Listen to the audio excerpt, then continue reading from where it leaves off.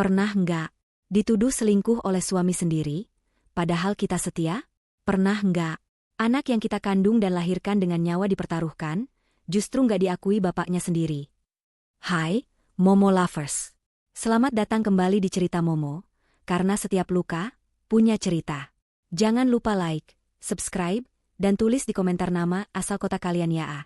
Karena kita semua di sini adalah keluarga yang saling menguatkan hati merah dua. Di cerita kali ini, kamu akan menyaksikan kisah nyata yang penuh luka dan air mata, tapi juga penuh kekuatan dan pembalasan yang elegan. Seorang wanita dituduh berselingkuh hanya karena suaminya ingin menikahi pelakor.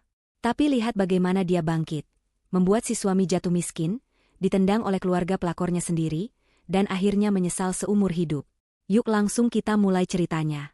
Mentari pagi menembus tirai tipis di kamar kami, menyapa dengan kehangatan yang semestinya membawa kedamaian. Namun, pagi ini, ada ganjalan samar yang mengusik hatiku. Aku, Anissa, menatap pantulan diriku di cermin, mencoba meyakinkan diri bahwa semua baik-baik saja. Di sampingku, Bima, suamiku, masih terlelap pulas. Wajahnya terlihat damai, seolah tak ada beban di dunia. Pria yang kunikahi 5 tahun lalu ini adalah segalanya bagiku. Dia tampan, sukses, dan di mata banyak orang, adalah suami idaman. Kami hidup di sebuah rumah minimalis yang nyaman di pinggir kota, dengan taman kecil yang selalu kurawat penuh cinta. Foto-foto pernikahan kami yang terpajang di dinding ruang tamu, selalu menjadi pengingat betapa indahnya awal kisah kami. Senyum lebar kami berdua, tatapan penuh cinta, janji-janji suci yang terucap di hadapan Tuhan dan keluarga. Dulu, Bima adalah pria yang paling romantis. Setiap pagi, ia tak pernah lupa mengecup keningku sebelum berangkat kerja. Setiap malam, ia akan memelukku erat, menceritakan segala hal yang terjadi di kantornya. Kami punya ritual kecil, seperti minum kopi bersama di teras setiap akhir pekan, atau menonton film komedi sambil berbagi popcorn di bawah selimut. Hidupku terasa sempurna, seperti dongeng yang menjadi kenyataan. Aku sering berpikir, betapa beruntungnya aku memiliki suami seperti Bima. Semua teman-temanku iri, dan aku selalu tersenyum bangga saat mereka memuji keharmonisan rumah tangga kami. Namun, belakangan ini, ada sesuatu yang berubah. Perubahan itu datang perlahan, nyaris tak terasa, seperti tetesan air yang mengikis batu. Awalnya hanya hal-hal kecil. Bima mulai sering pulang larut. Dulu, jika ada lembur, ia akan memberitahuku jauh-jauh hari, bahkan meneleponku beberapa kali untuk memastikan aku tidak khawatir. Sekarang, pesan singkat yang singkat, lembur, atau ada meeting mendadak, menjadi hal yang lumrah. Aku mencoba memahami, pekerjaan Bima memang menuntut. Ia adalah manajer di sebuah perusahaan multinasional yang sedang berkembang pesat. Wajar jika ia sibuk. Aku mencoba menepis segala pikiran negatif, meyakinkan diriku bahwa ini hanya fase. Minggu-minggu berlalu, dan keanehan itu semakin kentara. Ponsel Bima. Dulu, ponselnya selalu tergeletak bebas di mana saja. Sekarang, ia tak pernah lepas dari genggamannya. Bahkan saat tidur, ponsel itu ada di samping bantalnya, terkunci rapat. Jika aku bertanya, ia akan menjawab, ini cuma urusan kantor, sayang. Banyak data penting. Aku mengangguk, mencoba percaya, tapi ada suara kecil di sudut hatiku yang berbisik. Apakah benar hanya itu? Suatu malam, aku terbangun karena haus. Aku melihat Bima sedang memegang ponselnya, layarnya menyala samar di kegelapan. Ia tampak mengetik sesuatu dengan tergesa-gesa, lalu buru-buru mematikan layar saat menyadari aku terbangun. Ada apa, sayang? Tanyaku lembut. Ia tersentak, lalu tersenyum kaku. Tidak ada apa-apa, cuma cek email kantor. Lanjutkan tidurmu. Aku mengangguk, pura-pura percaya, namun mataku tak bisa lepas dari gerak-geriknya yang gelisah. Alasan-alasan Bima juga mulai terasa janggal. Dulu, ia selalu punya cerita detail tentang hari-harinya. Sekarang, jawabannya seringkali samar dan terkesan dihafal. Tadi ada klien baru, atau banyak target yang harus dikejar. Ketika aku mencoba bertanya lebih dalam, ia akan mengalihkan pembicaraan atau tiba-tiba mengeluh lelah. Aku merindukan Bima yang dulu, yang selalu antusias berbagi cerita, yang matanya berbinar saat membahas rencananya. Bima yang sekarang terasa seperti orang asing yang mengenakan topeng familiar. Aku mencoba mencari pembenaran. Mungkin ia stres dengan pekerjaan. Mungkin ia sedang menghadapi masalah yang tidak ingin ia bagikan agar aku tidak khawatir. Aku selalu mencari sisi baiknya, selalu berusaha memahami. Aku tidak ingin menjadi istri yang posesif atau pencemburu. Aku percaya pada Bima. Atau setidaknya, aku ingin percaya. Suatu sore, aku merasa mual luar biasa. Perutku terasa tidak enak selama beberapa hari terakhir, dan aku sering merasa pusing di pagi hari. Awalnya kukira masuk angin biasa, atau mungkin karena terlalu lelah mengurus rumah. Tapi, setelah beberapa kali mengalami gejala yang sama, sebuah pikiran melintas di benakku, pikiran yang membuat jantungku berdebar kencang antara cemas dan bahagia. Aku memutuskan untuk membeli alat tes kehamilan secara diam-diam. Dengan tangan gemetar, aku melakukannya di kamar mandi. Menit-menit menunggu hasilnya terasa seperti keabadian. Setiap detik berlalu dengan detak jantung yang semakin cepat. Dan kemudian, 2 garis merah itu muncul. 2 garis merah yang jelas, tak terbantahkan. Positif. Aku hamil. Air mataku tumpah. Bukan karena sedih, melainkan karena kebahagiaan yang meluap-luap. Akhirnya, setelah 5 tahun menanti, Tuhan memberiku kepercayaan ini. Aku akan menjadi seorang ibu. Aku membayangkan wajah Bima saat mengetahui kabar ini. Pasti ia akan sangat bahagia. Kami sudah lama mendambakan kehadiran seorang anak. Ini akan menjadi perkat cinta kami, pengisi kekosongan yang samar-samar kurasakan belakangan ini. Ini akan mengembalikan Bima yang dulu. Malam itu, aku menyiapkan makan malam spesial. Masakan kesukaan Bima, lilin di meja makan, dan bunga segar di vas. Aku ingin menciptakan suasana yang sempurna untuk menyampaikan kabar bahagia ini. Jantungku berdebar tak karuan setiap kali mendengar suara mobil di luar. Pukul 8 malam, Bima akhirnya pulang. Wajahnya terlihat lelah, namun aku berusaha menyambutnya dengan senyum paling manis. "Sayang, kamu sudah pulang," sapaku ceria, mencium pipinya. "Aku masak spesial hari ini." Bima hanya tersenyum tipis. "Oh, ya? Tumben. Ada apa?" Nada suaranya datar, tanpa antusiasme yang kuharapkan. "Ada kejutan," kataku, mencoba mempertahankan semangat. Kami duduk di meja makan. Aku mencoba memulai percakapan ringan, tapi Bima hanya menjawab seadanya. Ia tampak sibuk dengan pikirannya sendiri, sesekali melirik ponselnya yang tergeletak di samping piringnya. "Bima," panggilku lembut, setelah kami selesai makan. Aku mengambil tangannya, menggenggamnya erat. "Ada sesuatu yang ingin aku beritahu." Ia mengangkat alisnya, menatapku tanpa ekspresi. "Apa?" Aku menarik napas dalam-dalam, mencoba menahan kegugupan. Aku hamil, Bima." Aku menatap matanya, menunggu reaksi bahagia, senyum lebar, pelukan hangat. Namun, yang kudapatkan hanyalah tatapan kosong. Wajah Bima tidak menunjukkan ekspresi terkejut, apalagi bahagia. Ia hanya diam, tangannya terasa dingin dalam genggamanku. "Kamu hamil?" tanyanya, suaranya nyaris berbisik, tapi bukan bisikan penuh sukacita. Itu lebih seperti bisikan terkejut yang tidak menyenangkan. "Iya, Bima. Kita akan punya anak," kataku, air mata kebahagiaan mulai menggenang di pelupuku. "Aku sudah tes. Hasilnya positif." Bima menarik tangannya dari genggamanku. Ia berdiri, berjalan ke arah jendela, membelakangiku. "Bagaimana bisa?" tanyanya, suaranya kini terdengar lebih keras, namun dingin. "Bagaimana bisa? Tentu saja bisa, Bima. Kita suami istri," jawabku, bingung dengan reaksinya. Kebahagiaanku mulai runtuh, digantikan oleh rasa cemas yang menusuk. Ia berbalik, menatapku dengan tatapan yang belum pernah kulihat sebelumnya. Tatapan itu dingin, penuh perhitungan, dan ada sedikit kemarahan yang terselip di sana. "Aku tidak yakin itu anakku," katanya, suaranya menusuk jantungku seperti belati es. Duniaku runtuh seketika. Kata-kata itu bergaung di telingaku, memekakan. Aku merasa seperti disambar petir di siang bolong. Nafasku tercekat. Air mata yang tadinya air mata bahagia, kini berubah menjadi air mata kepedihan yang tak tertahankan. "Apa maksudmu?" tanyaku, suaraku bergetar. Aku tidak bisa mempercayai apa yang baru saja kudengar. Bima menatapku tajam. "Aku tidak yakin itu anakku, Anissa. Mungkin kamu punya hubungan dengan pria lain di belakangku." Kepalaku pusing. Jantungku berdegup kencang, seolah ingin meledak.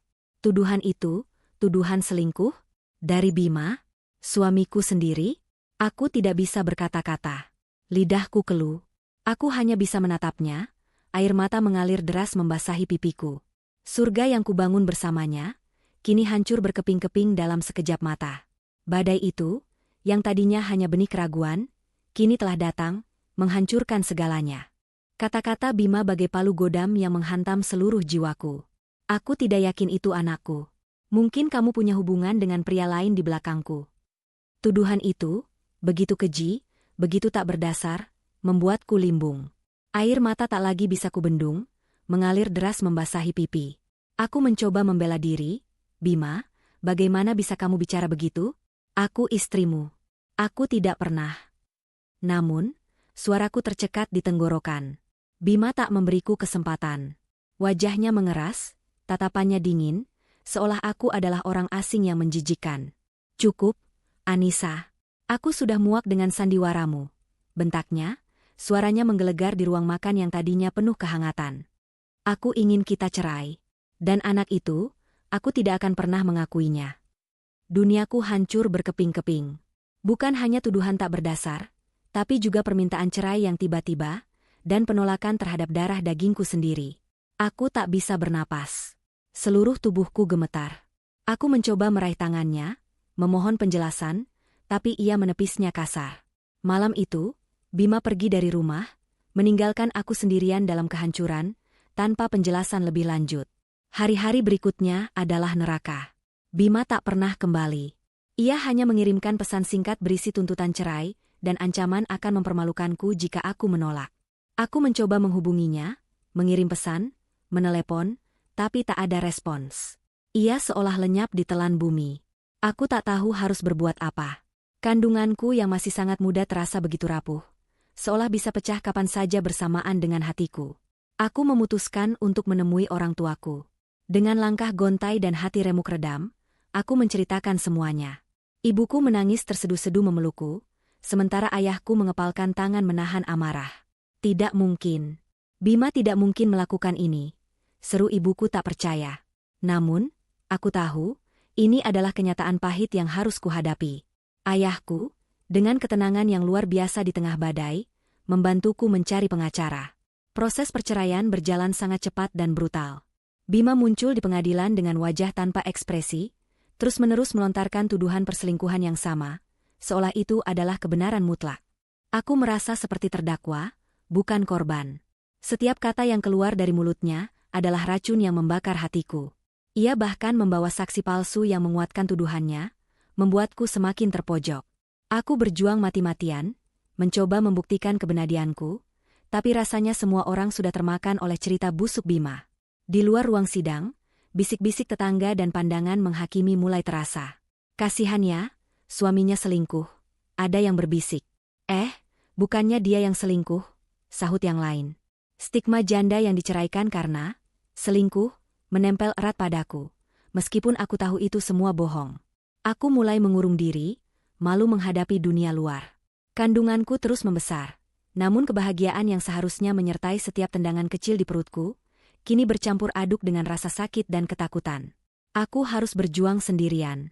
Bima tidak pernah lagi menghubungiku, apalagi menanyakan kabar anak yang kukandung. Aku melahirkan seorang putri cantik, yang kuberi nama Mentari.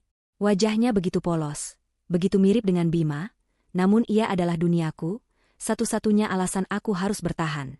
Menjadi ibu tunggal tidak pernah semudah yang kubayangkan. Malam-malam tanpa tidur, tangisan Mentari yang tak henti, dan beban finansial yang menumpuk. Aku harus mencari pekerjaan, tapi dengan bayi kecil dan status janda yang dicap buruk, tidak mudah mendapatkan pekerjaan yang layak.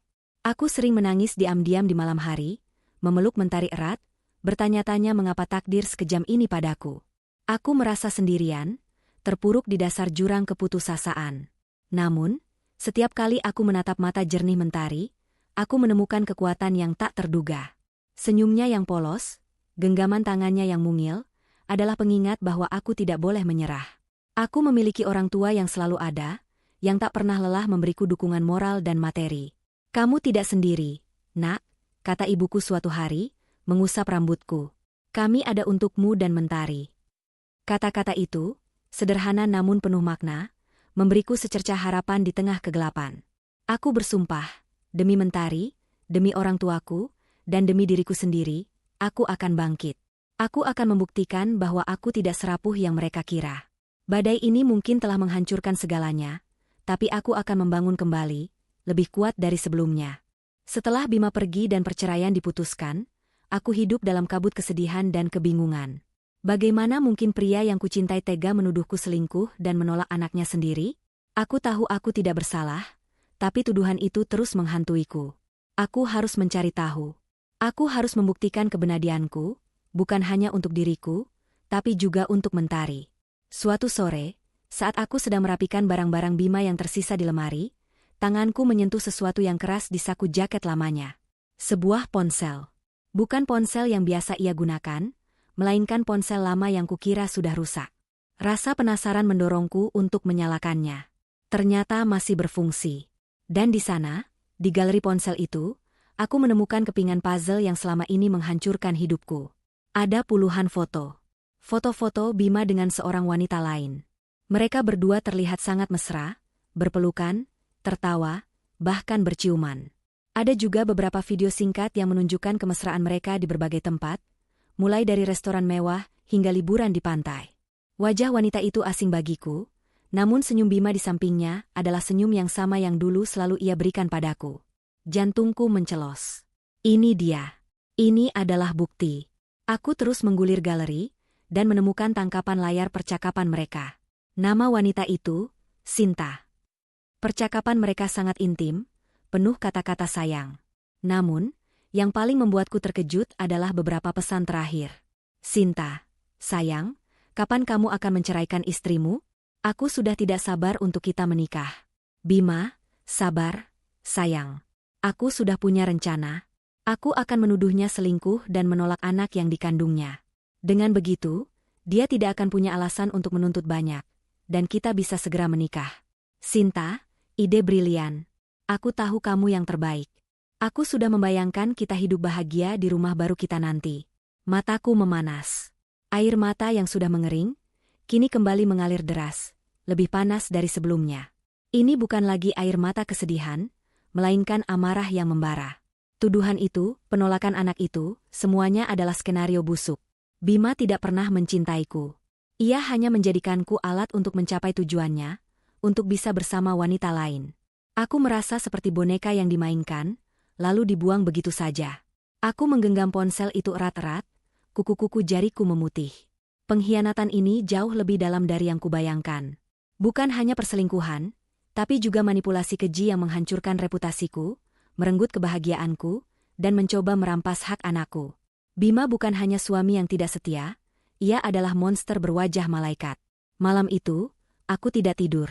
Aku terus membaca ulang percakapan itu, melihat foto-foto itu, membiarkan amarah dan rasa sakit menggerogoti setiap inci tubuhku.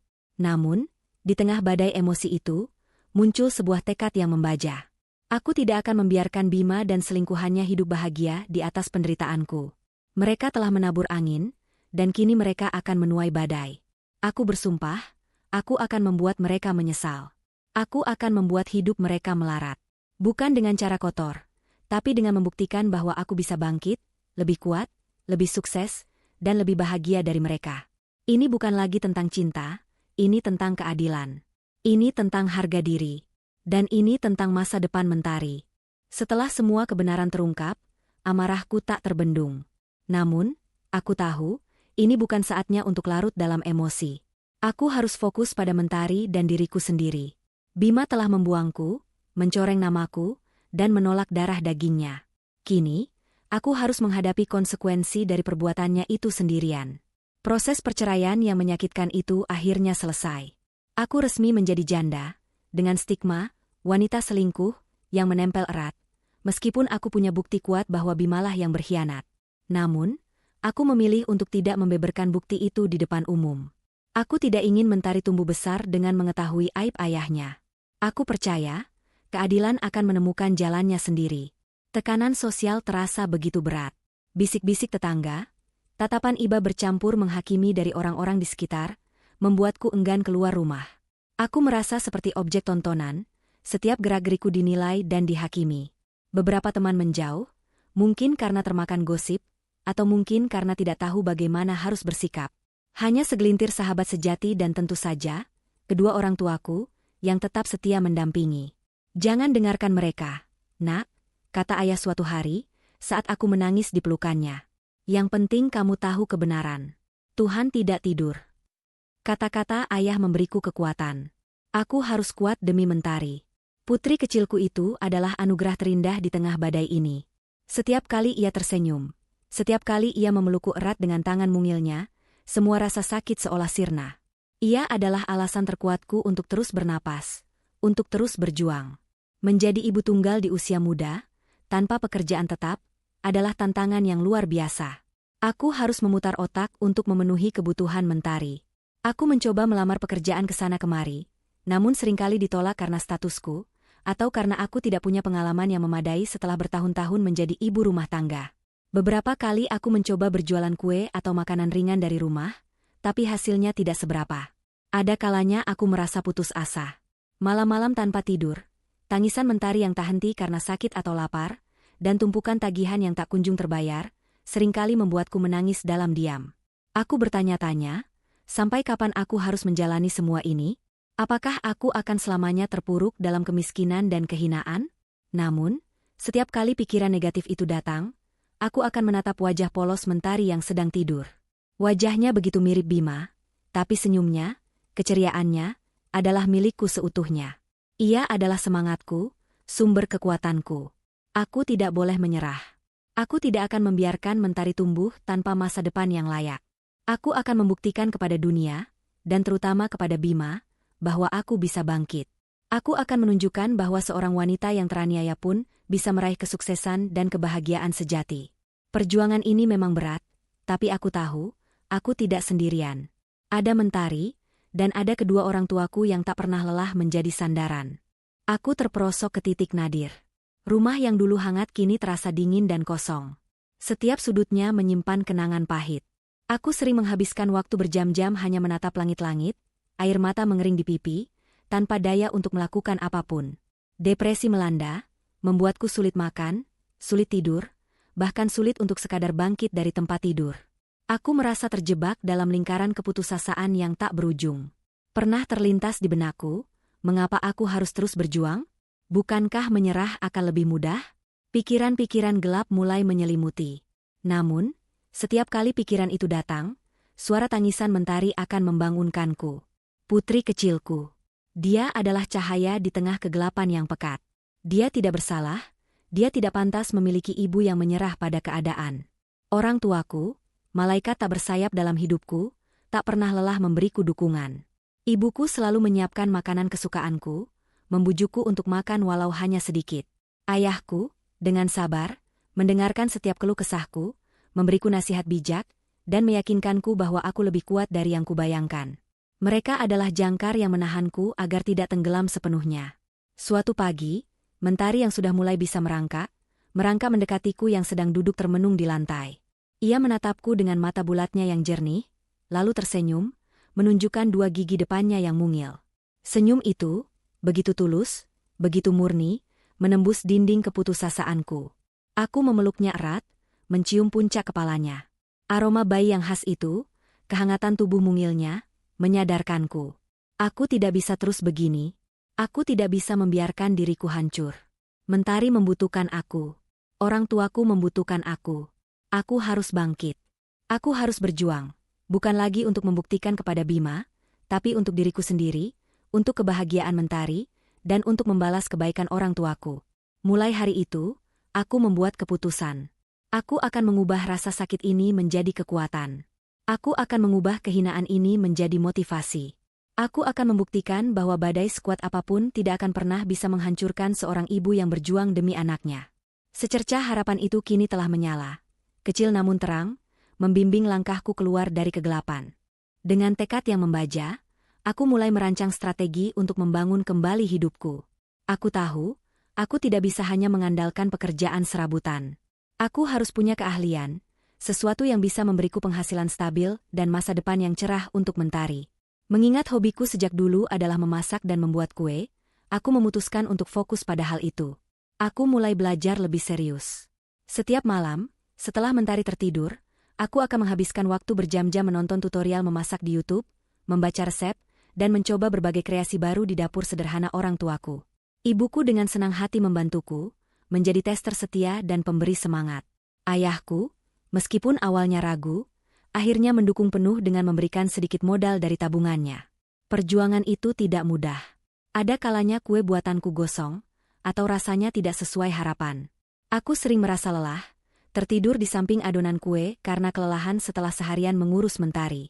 Namun, setiap kali aku merasa ingin menyerah, aku akan mengingat wajah Bima yang penuh penghinaan dan wajah polos Mentari yang membutuhkan masa depan. Aku mulai menawarkan kue dan makanan ringan buatanku kepada tetangga dan teman-teman dekat. Awalnya hanya pesanan kecil, tapi dari mulut ke mulut, reputasiku mulai menyebar. Banyak yang memuji rasa masakanku dan kerapian presentasinya. Aku mulai menerima pesanan untuk acara-acara kecil, seperti arisan atau ulang tahun. Uang yang kudapatkan dari hasil berjualan, sedikit demi sedikit, kutabung.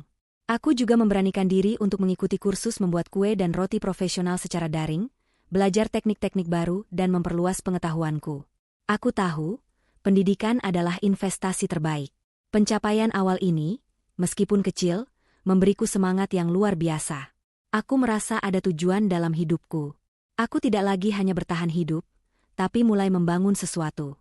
Aku bisa melihat senyum di wajah orang tuaku yang bangga, dan itu adalah kebahagiaan yang tak ternilai. Setiap pesanan yang datang, setiap pujian yang kuterima, adalah bukti bahwa aku bisa. Aku tidak lagi Anissa yang rapuh dan terpuruk. Aku adalah Anissa yang bangkit, yang berjuang, dan yang tak akan pernah menyerah demi masa depan putri kecilnya. Langkah awal kesuksesan ini terasa manis, menjadi fondasi kuat untuk impian-impian yang lebih besar.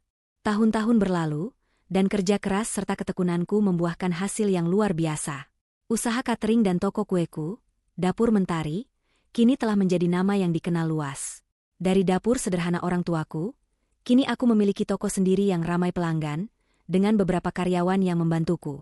Pesanan datang dari berbagai kota, bahkan dari acara-acara besar.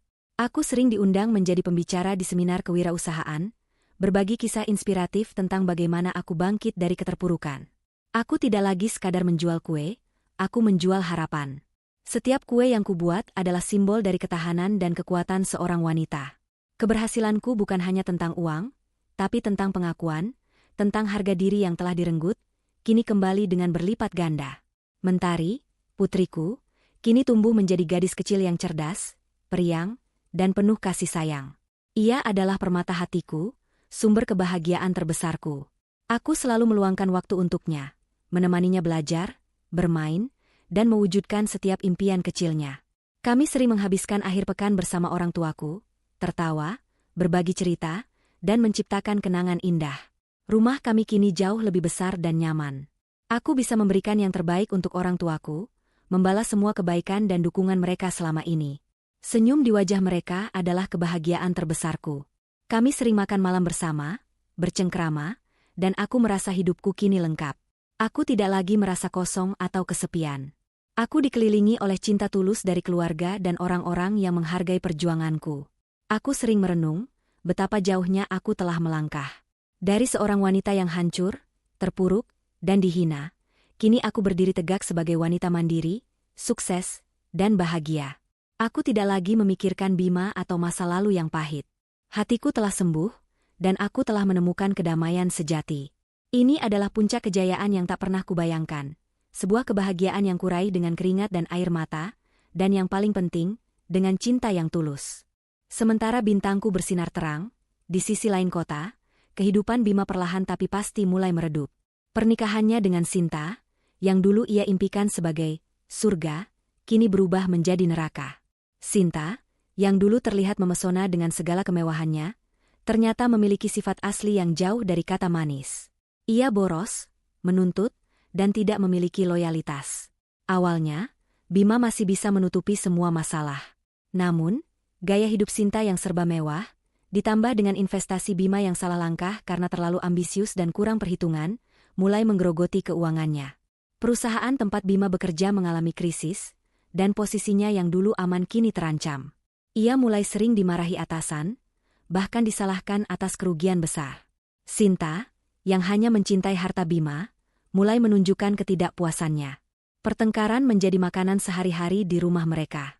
Kata-kata kasar dan tuduhan saling dilontarkan. Kamu ini tidak berguna. Dulu kamu bilang kaya, sekarang apa? Semua hartamu habis. Teriak Sinta suatu malam, saat Bima pulang dengan wajah lesu. Puncaknya, Bima dipecat dari pekerjaannya. Seluruh asetnya disita untuk menutupi kerugian perusahaan. Ia bangkrut. Rumah mewah yang dulu ia banggakan, kini harus dijual. Mobil-mobil mewahnya ditarik. Bima, yang dulu selalu tampil necis dan berwibawa, kini hanya bisa mengenakan pakaian lusuh.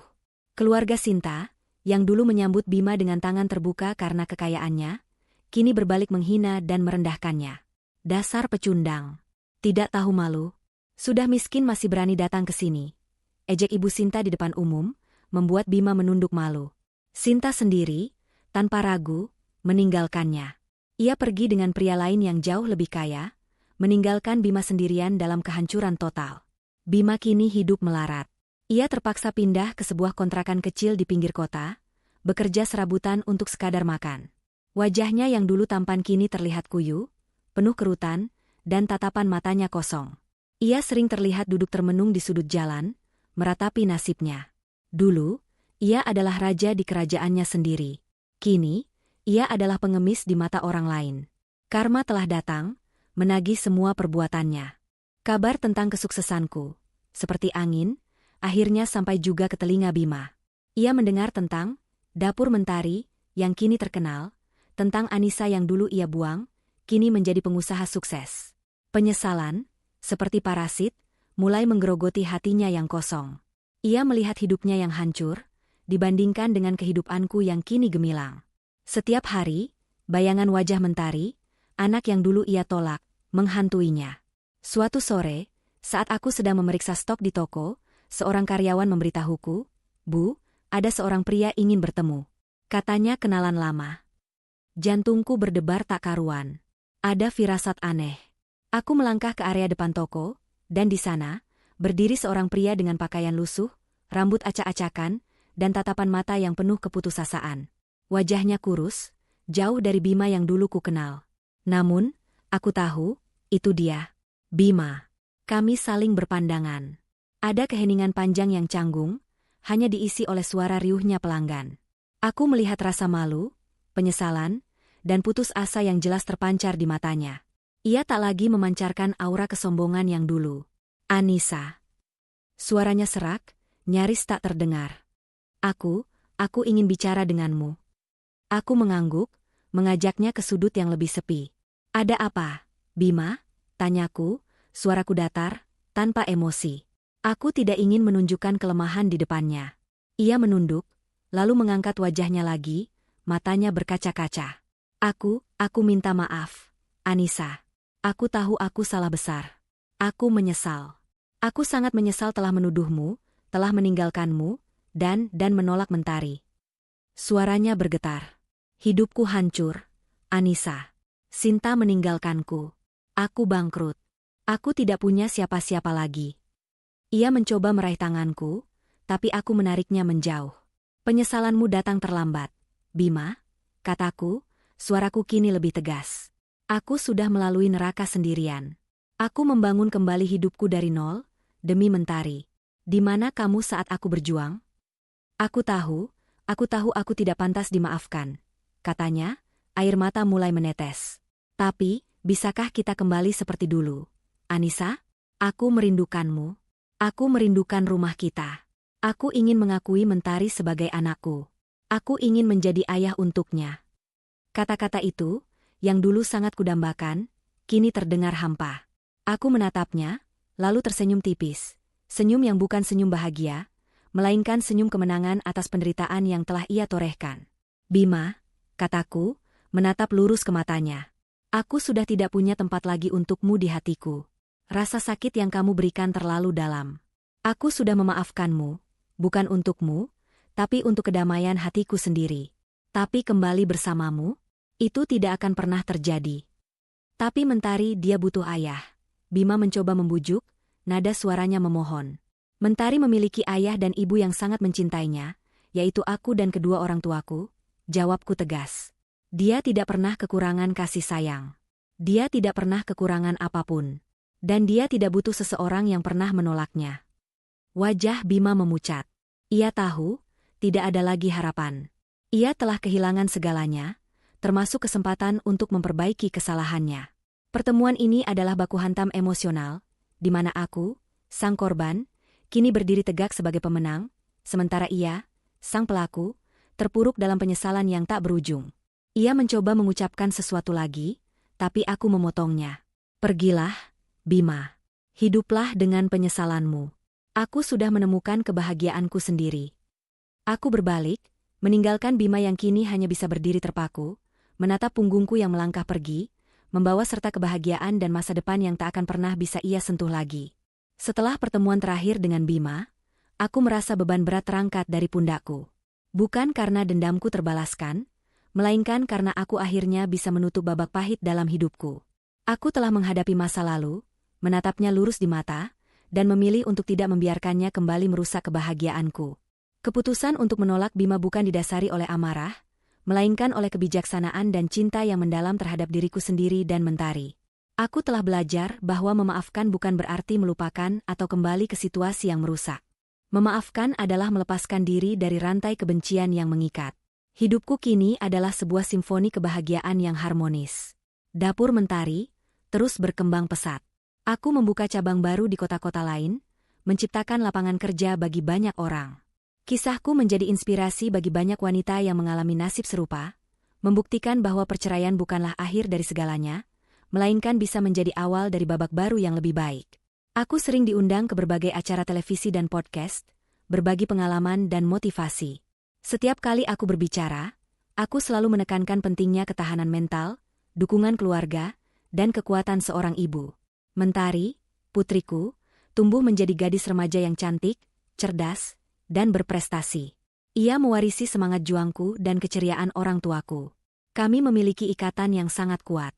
Setiap malam, kami masih sering berbagi cerita, tertawa bersama, dan saling menguatkan. Mentari tahu kisah perjuanganku, dan ia sangat bangga padaku. Ia adalah alasan mengapa aku tidak pernah menyerah.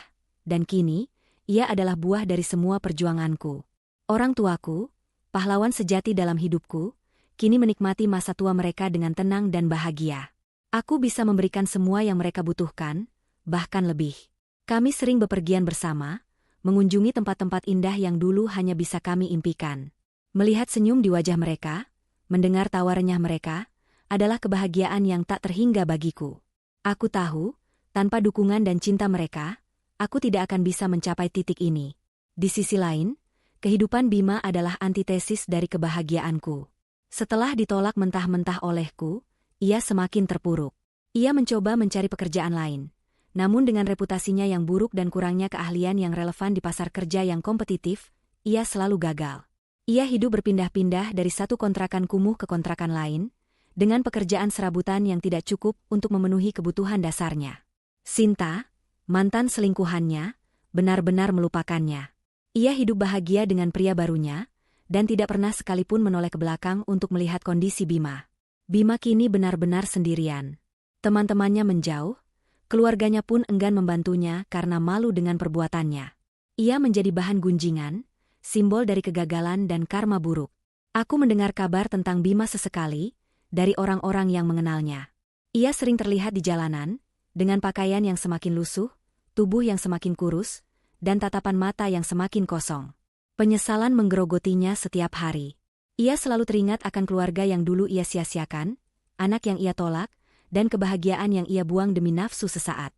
Setiap kali ia melihat keluarga bahagia di jalan, atau mendengar tawa anak-anak, bayangan Mentari akan muncul, menusuk hatinya dengan rasa sakit yang tak tertahankan. Kisahku menjadi bukti nyata bahwa keadilan akan selalu menemukan jalannya. Bahwa kejahatan tidak akan pernah menang selamanya.